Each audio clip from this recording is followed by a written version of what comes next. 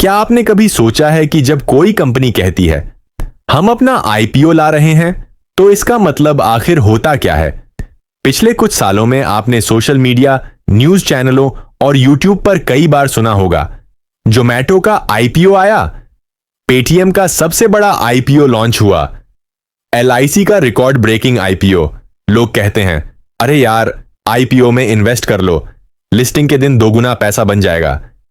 लेकिन कुछ ही हफ्तों बाद वही लोग कहते दिखते हैं भाई घाटा हो गया, पेटीएम का शेयर तो नीचे चला गया। तो असल में आईपीओ होता क्या है, कंपनी को इससे क्या फायदा होता है, और हम जैसे आम लोगों को इसमें इन्वेस्ट करना चाहिए या नहीं? आज हम इस वीडियो में स्टेप बाय स्टेप समझेंगे आईपीओ का पूरा सच, कंपनी आईपीओ क्यों लाती है, प्रोसेस क्या होता है और इन्वेस्टर्स को क्या सोचना चाहिए। सबसे पहले समझते हैं आईपीओ का मतलब। What is IPO? आईपीओ यानी इनिशियल पब्लिक ऑफरिंग, मतलब जब कोई प्राइवेट कंपनी पहली बार अपने शेयर्स आम जनता को बेचती है, उसे आईपीओ कहा जाता है। सिंपल शब्दों में कहें तो जब तक कोई कंपनी प्राइवेटली ओन्ड होती है, उसके पास लिमिटेड मालिक होते हैं, जैसे उसके फाउंडर्स, कुछ इन्वेस्टर्स या वेंचर कैपिटल फर्म्स। लेकिन जब वो कंपनी चाहती है कि अब वो ग्रो करे, एक्सपेंशन करे और नए प्रोजेक्ट्स में पैसा लगाए, तब उसे चाहिए होता है फंड्स। अब कंपनी के पास दो रास्ते होते हैं, एक बैंक या इन्वेस्टर से लोन लेना, दो या फिर अपनी ओनरशिप का कुछ हिस्सा आम जनता को बेच देना। और जब कंपनी दूसरा रास्ता चुनती है, यानी अपने शेयर पब्लिक को बेचती है, तो वो स्टॉक मार्केट में एंट्री करती है, और यही होता है आईपीओ। मान लीजिए एक स्टार्टअप है स्नैकिट, जो हेल्दी स्नैक्स बनाती है। पिछले 5 सालों में उसने अच्छा बिजनेस किया है, लेकिन अब वो और बड़े लेवल पर ग्रो करना चाहती है। वो नए फैक्ट्रीज बनाना चाहती है, मार्केटिंग बढ़ाना चाहती है और पूरे इंडिया में रीच करना चाहती है, लेकिन इसके लिए चाहिए 100 करोड़ रुपए। अब कंपनी के फाउंडर्स सोचते हैं लोन लेने से अच्छा है कि वो अपनी कंपनी का 10% हिस्सा आम जनता को बेच दें। तो वो सीबी से अप्रूवल लेती है और 100 करोड़ रुपए जुटाने के लिए आईपीओ लॉन्च करती है। लोग उस आईपीओ में निवेश करते हैं और बदले में उन्हें कंपनी के शेयर मिलते हैं।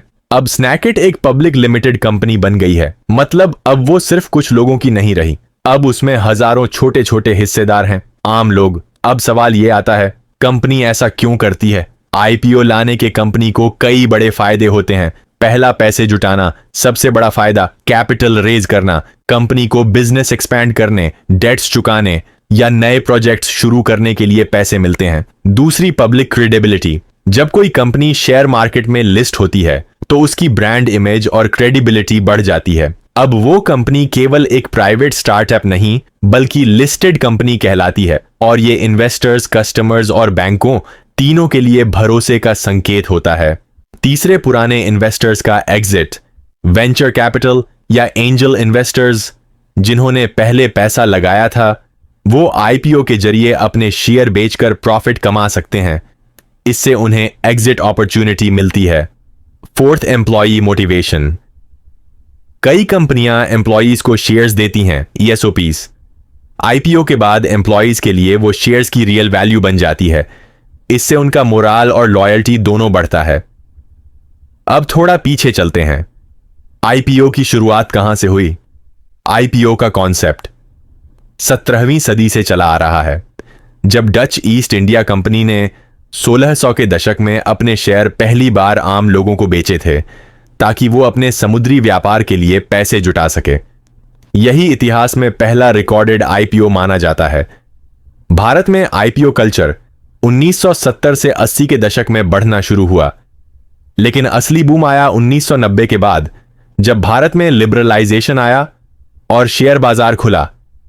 आज एनएसई और बीएसई पर हर साल दर्जनों कंपनियां आईपीओ लाती हैं, टेक से लेकर एफएमसीजी, फार्मा, ऑटोमोबाइल, हर सेक्टर में। अब सबसे जरूरी हिस्सा, आईपीओ प्रोसेस कैसे होता है? आइए इसे आसान स्टेप बाय स्टेप में समझते हैं। Step 1, decision and preparation. Company सबसे पहले डिसाइड करती है कि उसे आईपीओ लाना है। इसके बाद वो इन्वेस्टमेंट बैंक्स या अंडरराइटर्स से कांटेक्ट करती है, जो आईपीओ को डिजाइन और मैनेज करते हैं। Step 2, SEBI approval. कंपनी को DRHP, draft red herring prospectus बनाना होता है, एक डॉक्यूमेंट जिसमें बताया जाता है कि कंपनी क्या करती है, उसके प्रॉफिट्स, लॉसेस, मैनेजमेंट और आईपीओ डिटेल्स क्या हैं।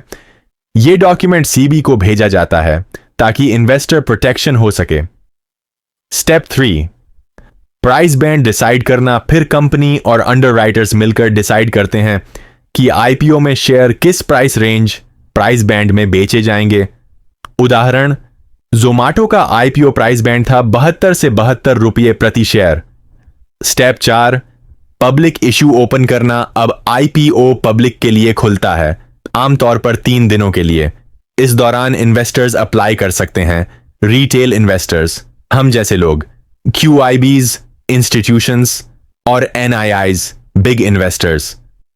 Step 5, allotment. आईपीओ बंद होने के बाद सिस्टम देखता है कि डिमांड कितनी है। अगर ओवर सब्सक्रिप्शन हुआ, यानी डिमांड ज्यादा है, तो शेयर्स लॉटरी सिस्टम से मिलते हैं। Step 6, listing. अंत में कंपनी के share stock exchange NSE BSE पर लिस्ट हो जाते हैं और फिर आप उन्हें सेकेंडरी मार्केट में खरीद बेच सकते हैं। अब बात करते हैं कुछ रेसेंट आईपीओ की, ताकि ये कॉन्सेप्ट और क्लियर हो जाए। Green Zomato IPO 2021। जोमाटो भारत का पहला मेजर टेक स्टार्टअप था जिसने आईपीओ लाया।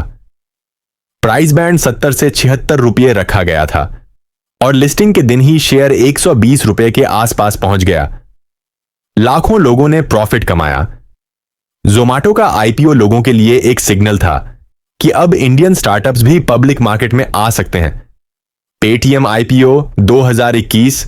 लेकिन हर आईपीओ सक्सेसफुल नहीं होता। पेटीएम ने 18,000 करोड़ रुपए का विशाल आईपीओ लाया, इंडियाज बिगेस्ट एवर। लेकिन लिस्टिंग के दिन ही इसका शेयर 27% नीचे चला गया। लोगों को बड़ा नुकसान हुआ। इससे एक लेसन मिला, हर पॉपुलर कंपनी में इन्वेस्ट करना प्रॉफिट की गारंटी नहीं है। LIC IPO 2022। एलआईसी का आईपीओ भारत के इतिहास का सबसे बड़ा था, 21,000 करोड़ रुपए का। गवर्नमेंट ने अपने 3.5% स्टेक को पब्लिक को बेच दिया। हालांकि शुरुआत में थोड़ा नेगेटिव रिस्पॉन्स था, लेकिन लॉन्ग टर्म इन्वेस्टर्स के लिए यह एक माइलस्टोन आईपीओ माना गया। मामा अर्थ आईपीओ 2023। मामा अर्थ जैसी D2C कंपनी का आईपीओ भी चर्चा में रहा। कई लोगों ने कहा कि वैल्यूएशन बहुत हाई है, लेकिन फिर भी लिस्टिंग डे पर डिसेंट गेन देखने को मिला। अब बात करते हैं आईपीओ में इन्वेस्ट करने वालों की। क्या इसमें प्रॉफिट होता है? क्या रिस्क है? आईपीओ में इन्वेस्ट करना ऐसा है जैसे किसी कंपनी की नई जर्नी में शुरुआत में शामिल होना। अगर कंपनी फ्यूचर में अच्छा परफॉर्म करती है तो आपको बड़ा फायदा होता है, लेकिन अगर कंपनी का बिजनेस कमजोर निकला तो घाटा भी उतना ही बड़ा। फायदे, लिस्टिंग डे पर प्राइस बढ़े तो इंस्टेंट प्रॉफिट। लॉन्ग टर्म में अगर कंपनी ग्रो करे तो कैपिटल अप्रिशिएशन। कुछ आईपीओज फ्यूचर मल्टीबैगर्स बनते हैं, जैसे Infosys, TCS. Risks, over valuation, price बहुत हाई सेट होना, कंपनी के फ्यूचर प्रॉफिट्स अनसर्टन होना, मार्केट सेंटिमेंट खराब होना, अलॉटमेंट न मिलना, ओवर सब्सक्रिप्शन के कारण। अब सवाल यह कि कोई भी आईपीओ अच्छा है या नहीं, यह कैसे पता करें? यहां कुछ इंपॉर्टेंट चीजें हैं जिन पर आपको ध्यान देना चाहिए। क्या यह कंपनी फ्यूचर में ग्रो कर सकती है? क्या इसका प्रोडक्ट लोगों के काम का है? रेवेन्यू और प्रॉफिट बढ़ रहा है या घट रहा है? क्या प्राइस बहुत हाई है? क्या कंपनी अपने वर्थ से ज्यादा मांग रही है? क्या प्रोमोटर्स का भरोसा खुद अपनी कंपनी पर है? क्या उस सेक्टर का फ्यूचर ब्राइट है, जैसे टेक्नोलॉजी, रिन्यूएबल एनर्जी, फार्मा आदि? उसी फील्ड की दूसरी लिस्टेड कंपनियों का परफॉर्मेंस कैसा है? अगर इन सब का जवाब पॉजिटिव है तो आईपीओ में इन्वेस्ट करना सही हो सकता है। आईपीओ को लेकर कई मिथ्स हैं, चलिए उन्हें भी क्लियर करते हैं। मिथ 1, हर आईपीओ में प्रॉफिट होता है। नहीं, कुछ आईपीओ लिस्टिंग डे पर ही नीचे गिर जाते हैं। मिथ 2, आईपीओ में अप्लाई करो तो अलॉटमेंट पक्का मिलता है। ओवर सब्सक्रिप्शन होने पर अलॉटमेंट लॉटरी सिस्टम से होती है। मिथ 3, बिग ब्रांड है मतलब सेफ है। पॉपुलैरिटी सक्सेस की गारंटी नहीं है। पेटीएम इसका सबसे बड़ा एग्जाम्पल है। आईपीओ सिर्फ पैसा जुटाने का तरीका नहीं, यह एक इकोनॉमिक कॉन्फिडेंस इंडिकेटर भी है। जब ज्यादा कंपनियां आईपीओ लाती हैं, इसका मतलब होता है कि मार्केट में कॉन्फिडेंस है, लोग इन्वेस्ट करने के लिए तैयार हैं। और जब आईपीओ एक्टिविटी घट जाती है तो समझिए मार्केट में डर है। आईपीओ इसलिए भी जरूरी है क्योंकि यह वेल्थ डिस्ट्रीब्यूशन का तरीका है, जहां कंपनी का फायदा सिर्फ फाउंडर्स को नहीं बल्कि आम जनता को भी मिलता है। तो अब आप जान गए कि आईपीओ क्या होता है, कैसे काम करता है और इसमें क्या क्या फायदे और रिस्क होते हैं। आईपीओ किसी भी कंपनी की लाइफ का सबसे बड़ा मोड़ होता है जहां वो प्राइवेट से पब्लिक बनती है। लेकिन याद रखिए, आईपीओ में इन्वेस्ट करने से पहले हमेशा रिसर्च करें। सोशल मीडिया हाइप या फोमो में आकर इन्वेस्ट करना आपके पैसे के साथ रिस्क खेलना है। मार्केट में आईपीओज आते रहेंगे, कुछ चमकेंगे, कुछ गिरेंगे, लेकिन समझदार इन्वेस्टर वही है जो कंपनी के अंदर झांक कर देखे, ना कि सिर्फ बाहर की चमक पर भरोसा करे। आईपीओ सिर्फ एक शेयर नहीं, एक कहानी है किसी कंपनी की मेहनत की और आपके विश्वास की। अगर आपको यह वीडियो जानकारीपूर्ण लगा तो लाइक, शेयर और सब्सक्राइब करना मत भूलिए। कमेंट करें अगला टॉपिक किस फाइनेंस कॉन्सेप्ट पर चाहिए।